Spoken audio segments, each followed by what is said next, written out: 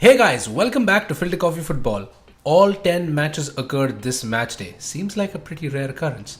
Let's dive right in. Leicester City 1, Leeds United 0. Okay, Leeds were the better team. There, I said it. Still missing Phillips and Bamford among other key personnel, but went toe-to-toe with another team struggling for consistency. Harvey Barnes managed to give both Rodgers and Leicester City fans some relief and a much appreciated win. Marsh in the presser though, that man can talk, already a big change from the stoic Bielsa. Burnley 0, Chelsea 4. Any growing anxiety amongst the travelling fans at halftime was thoroughly put to bed within the opening 10 minutes of the second half. A Havertz double likely means Lukaku will be warming the bench a while longer. And the return of Reece James probably has Tuchel sleeping soundly from here on out. Burnley were probably expecting the loss, so no harm, no foul for them. Aston Villa 4, Southampton 0. Take a bow, Coutinho. Take a bow. One has to wonder what would have happened to him had the allure of Catalonia not drawn him away from Merseyside.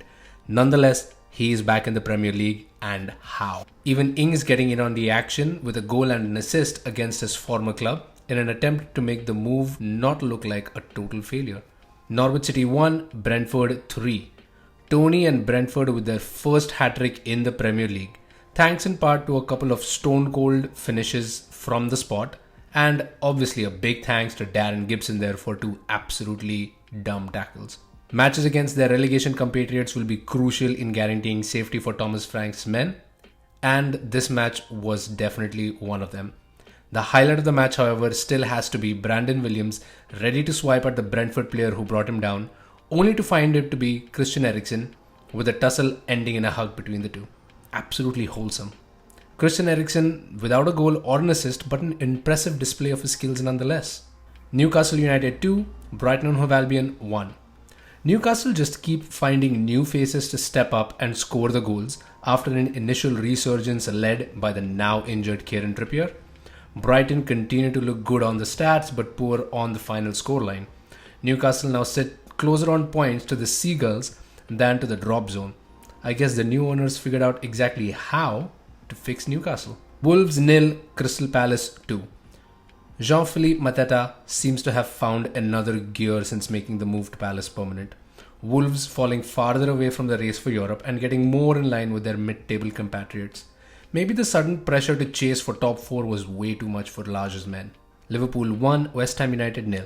Liverpool are now 28 games unbeaten in all competitions at Anfield, but boy was that run so close to being cut off.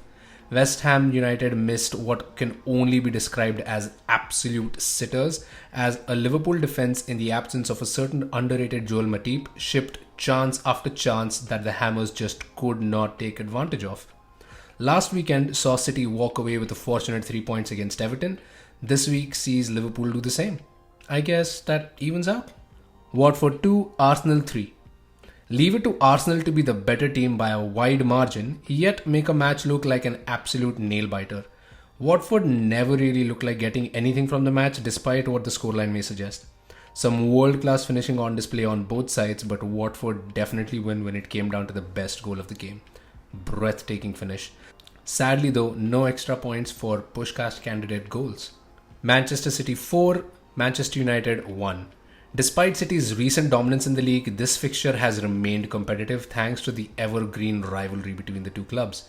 And so it was at kickoff with a suffocating press by United which made everyone watching feel like we may just be up for yet another spectacular derby. Rangnick's men usually last 45 minutes, they only manage around 25 this time. Once Kevin De Bruyne launched City into the lead for a second time, United lost all the will to soldier on. From Foden toying with Maguire to Mahrez scoring 2 emphatic goals, City were in cruise control. At full time, the only excitement that remained was the absence of Ronaldo in the stands as he chose to travel to Portugal to nurse an apparent injury at the last minute.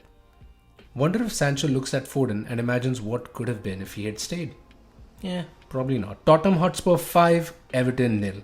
The frustration against City might have just been a make or break moment for Everton as they completely rolled over for Spurs. The Everton players were on the pitch in name only as Conte's men picked up an easy 3 points. Kulusevski growing from strength to strength in yet another brilliant performance. Harry Kane adding more goals to his tally this season.